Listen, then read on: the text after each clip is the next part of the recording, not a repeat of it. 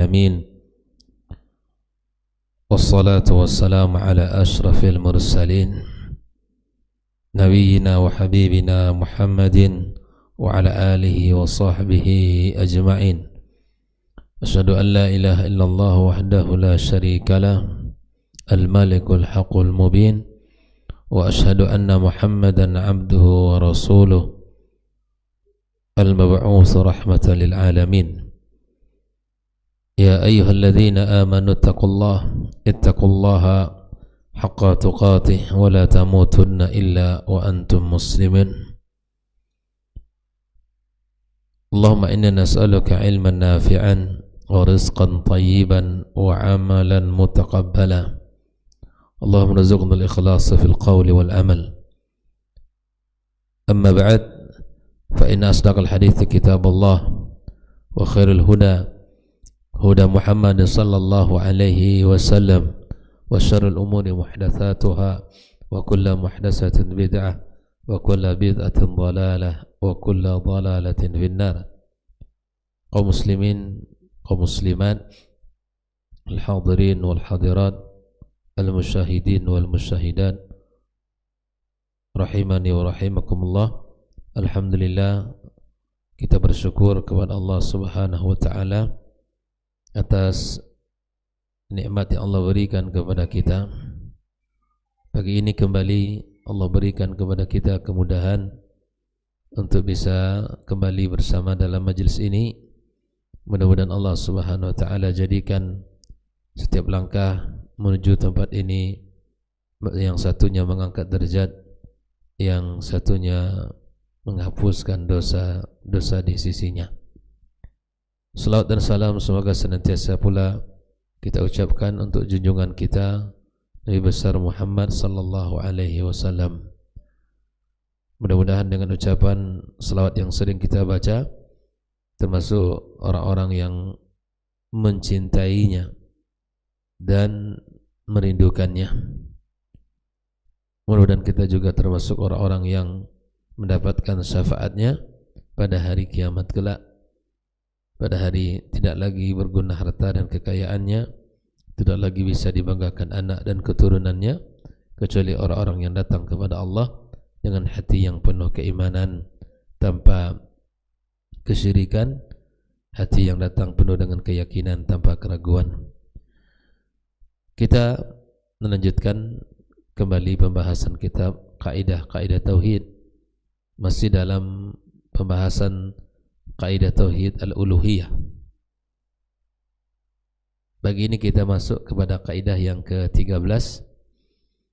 Berkata Syekh Walid As-Suaidan, kullu ma la yu'lam illa min jihati syari' fahuwa ibadatun. Setiap yang tidak diketahui, yang tidak diketahui perintahnya kecuali dari jalur syariat, maka itu adalah ibadah. Di segala hal yang tidak diketahui perintahnya kecuali melalui dalil syariat, maka itu adalah ibadah kepada Allah Subhanahu wa taala. Lalu beliau menjelaskan seperti apa kesifatus salah. Ya, salat adalah ibadah. Sebagaimana Allah katakan, wa aqimus salah, dirikanlah salat. La tu'lam illa min jihati syari', tidaklah diketahui kecuali dari jalur syariat. Allah Subhanahu wa taala yang menyebutkan, fa idzan as-salatu ibadah, maka salat itu merupakan ibadah. Ya. Salat merupakan ibadah karena datang perintahnya dari Allah Subhanahu wa taala dan datang perintahnya dari Nabi kita alaihi salatu wassalam. Banyak hal. Di antara hadis Nabi kita SAW mengatakan bahwa bunyal islamu ala khams. Islam dibangun di atas 5 pondasi. Syahadat la ilaha illallah, yang bersyahadat bahwa tiada ilah yang berhak disembah kecuali Allah, wa anna Muhammadar Rasulullah, dan Muhammad adalah utusannya, wa iqamus salah, dan mendirikan salat, wa ita'iz zakat, membayar zakat, wa shaum Ramadan, wa hajjal baiti liman istata'a ilaihi sabila. Nah, semua itu tidaklah kita ketahui ya kecuali dari jalur syariat, dari agama Allah Subhanahu wa taala ini, dalil-dalil yang menyebutkannya. Salat, kemudian puasa, ya tidaklah kita ketahui kecuali dari syariat ini. Allah taala katakan, ya ayyuhalladzina amanu kutiba alaikumus shiyam kama kutiba 'alal ladzina min qablikum la'allakum tattaqun.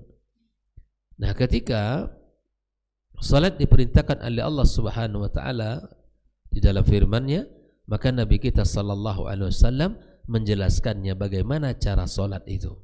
Sehingga Nabi mengatakan, "Shallu kama ra'aitumuni usalli." Nah, salatlah kalian seperti mana aku salat. Di salat ini tidak bisa dikerjakan asal-asalan karena datang perintahnya, contohnya dari Nabi alaihi salatu wassalam. Bagaimana takbir, bagaimana ruku', bagaimana sujud, dan apa yang dibaca ketika kita dalam salat. Dan semua itu dijelaskan detail oleh Nabi kita alaihi salatu wassalam dalam praktek salatnya. Wal wudu' ya la yu'lam illa min jihati syari' fa huwa ibadah. Begitulah dengan wudu. Wudu misalnya ya seperti mana dikatakan Nabi SAW, la yuhafizu 'alal wudu' illa mu'min. Tidaklah ada orang yang menjaga wudunya kecuali orang beriman.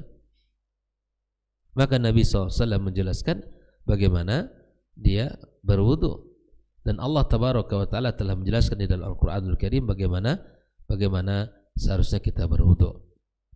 Nah, dan itu tidak bisa kecuali datang dari syariat.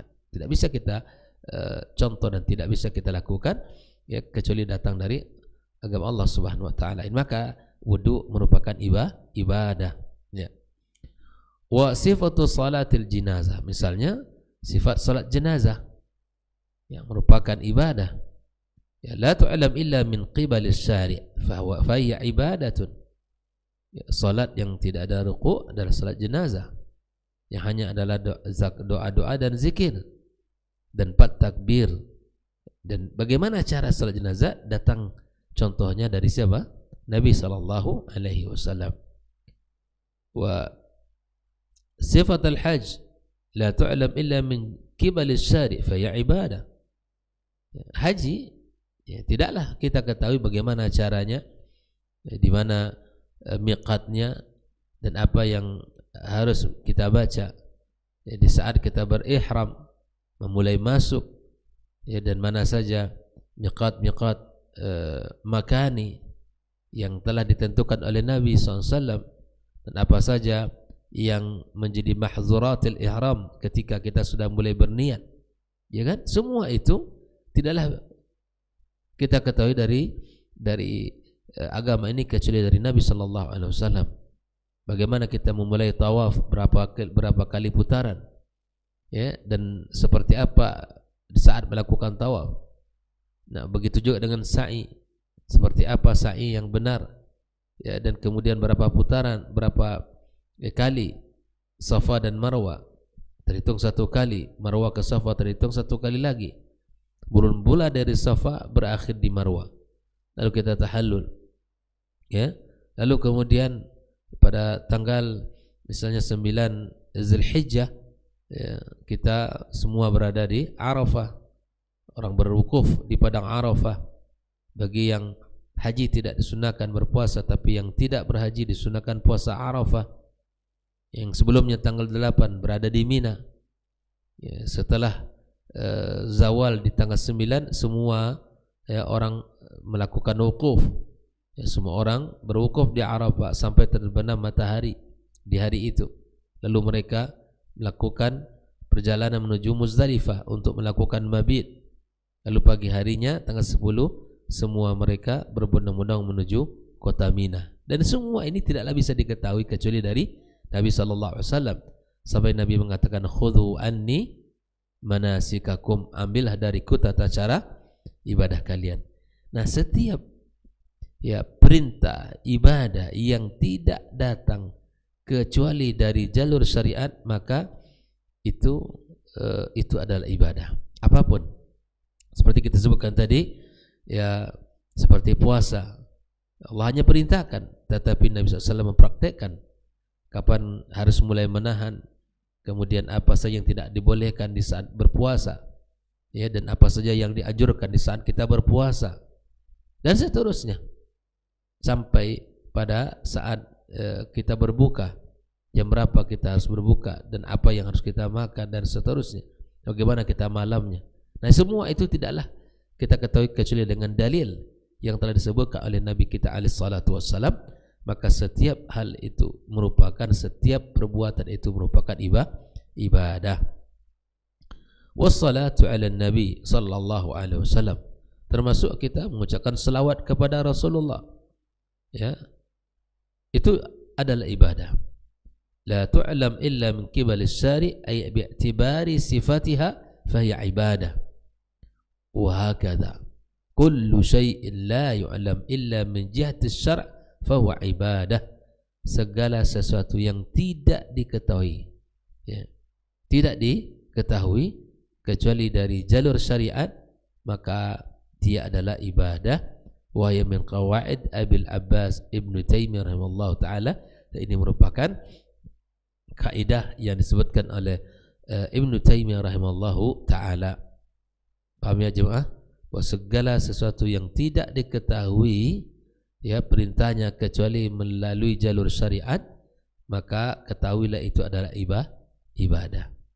Artinya bila mana tidak ada dalilnya dan tidak diketahui dari jalur syariat, maka itu bukan ibadah kepada Allah Subhanahu wa taala. Ya. Sampai sini jelas kaidah yang ke-13. Kita masuk kepada kaidah yang ke-14. Kaidah ke-14 ini insyaallah lebih mudah karena sering kita baca dan sering kita dengar. Kullu bid'atin fid din fahiya dhalalah. Apa? Kullu bid'atin fid din fahiya dhalalatun. Setiap perkara bid'ah dalam urusan agama maka sesat. Pak dia hafal? Kullu bid'atin fid dini fahiya dhalalah. Setiap perkara bid'ah di dalam urusan agama itu adalah sesat. Ya, harus kita sepakati ini karena Nabi SAW mengatakan. Nah, lalu Syekh Walid Suaidan berkata, "Ma alaqatu hadzal qawaid bi tauhidil uluhiyah?" Apa hubungan kaidah ini dengan tauhid uluhiyah? Nah, kata Syekh, "Illa anna tauhidul uluhiyah mabnahu 'alal ibadat." Karena tauhidul uluhiyah ini bangunan dasarnya itu di atas apa? Ibadah. Kalau bicara tentang rububiyah, perbuatan Allah. Kalau bicara tentang uluhiyah adalah ibadah kepada Allah. Jelas ya? Maka hubungan kaidah ini dengan tauhidul uluhiyah jelas sekali. Fa idzan la budda an na'rif haqiqataha wa ma yudaddaha. Oleh karena itu kita harus tahu dan harus mengetahui hakikat, ya, ibadah itu dan apa yang menjadi lawannya.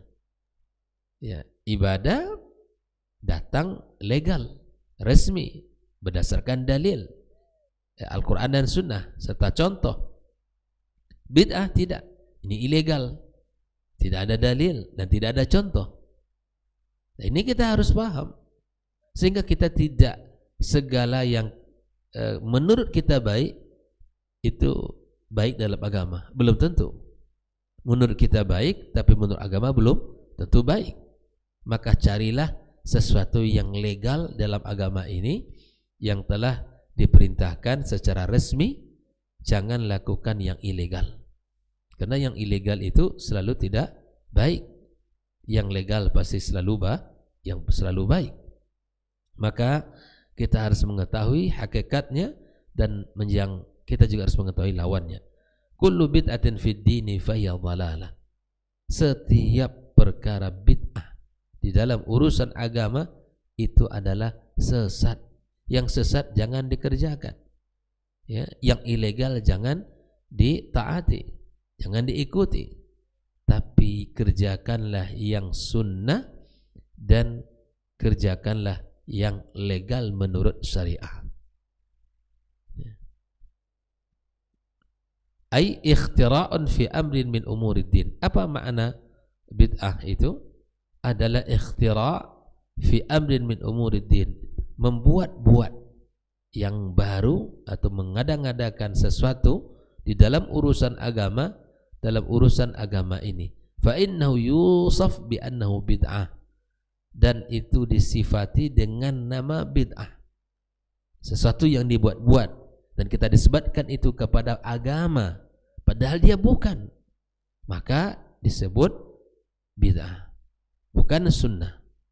Ya, sesuatu yang diada-adakan ya, di dalam agama ini, maka itu adalah bid'ah. Wa laysa fid dini bid'atun hasanah.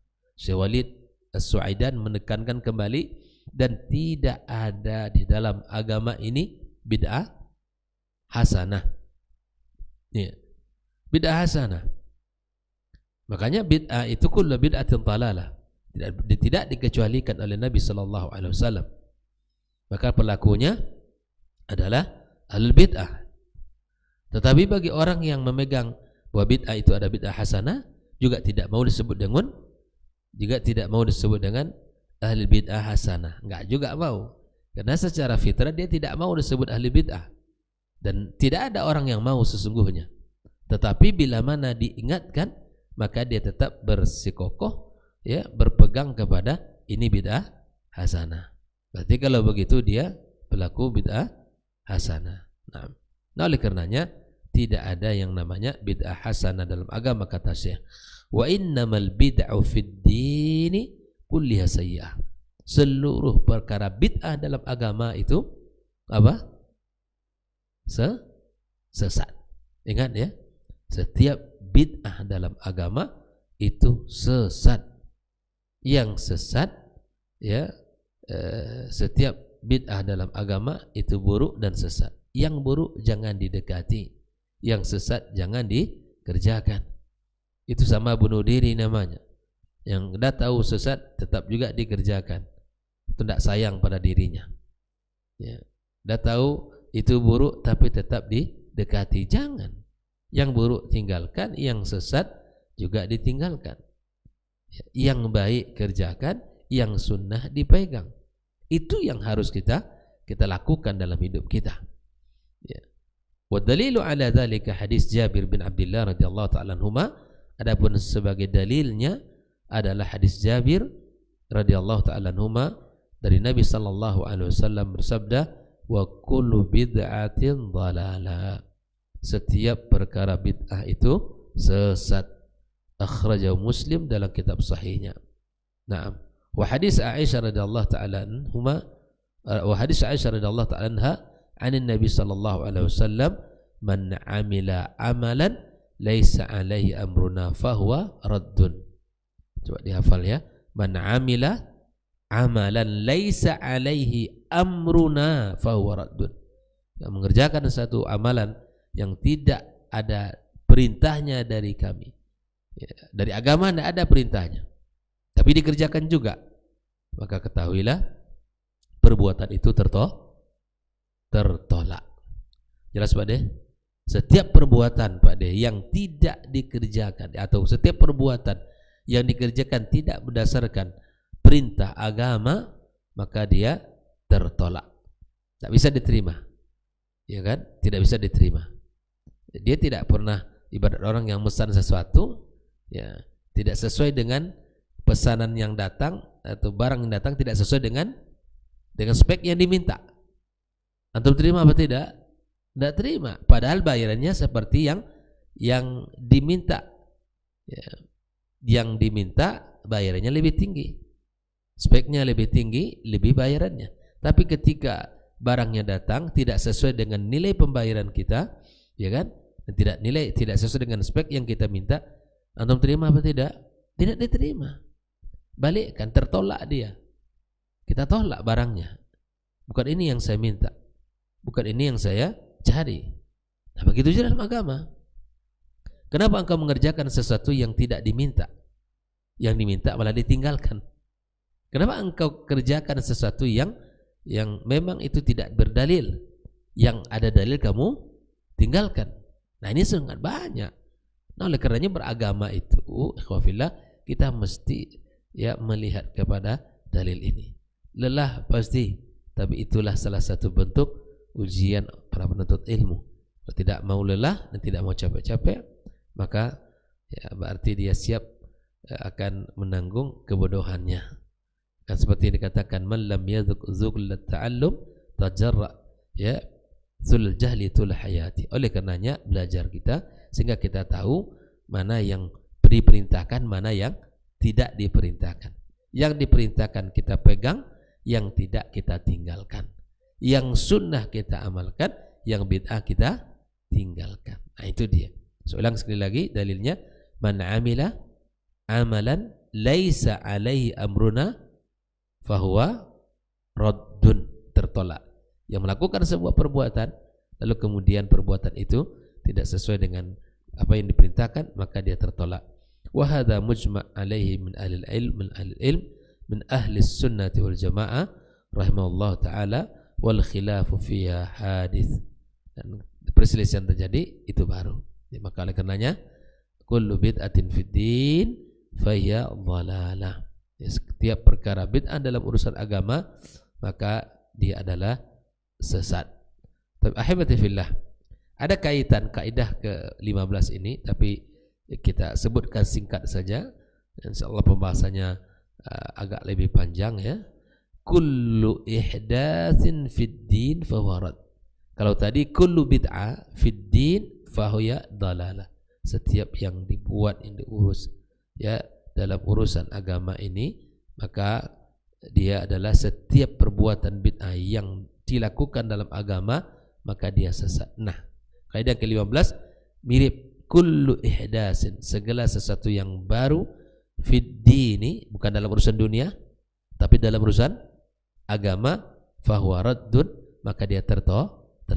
Jelas ya, setiap ya yang diadakan, setiap yang baru ya di dalam urusan agama ini yang dulunya tidak ada, maka fahuwa raddun, maka dia tertolak. Ya, maka inilah dua kaidah yang bisa kita bahas pada pagi ini. Mudah-mudahan dalam prakteknya kita bisa mengamalkannya. Saya ulangi, tidak semua yang datang ya, ma kullu ma la yu'lam illa min jihati syari' fa ibadah. Segala sesuatu yang tidak diketahui kecuali dari jalur syariat, maka dia ibadah.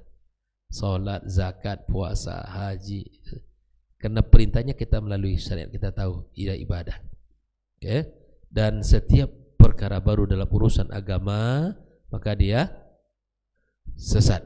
Ya, maka dia sesat. Lebih mengatakan ya bahwa man amila amalan laisa alaihi amruna fahuwa raddun. Nah, yang kaidah ke-15, kullu ihdasin fid dini fawarad. Maka setiap yang baru di dalam agama maka dia tertolak. Ya, artinya yang baru ini tidak ada dasarnya. Yang baru ini tidak ada dasarnya. Nah, oleh karena itu khafillah rahimahullah, mudah-mudahan Allah berikan kepada kita pemahaman yang benar serta semangat untuk mengamalkannya. Jazakumullah khairan. Wa sallallahu ala nabiyyina wa habibina Muhammadin wa ala alihi washabbihi ajma'in. Assalamualaikum warahmatullahi wabarakatuh.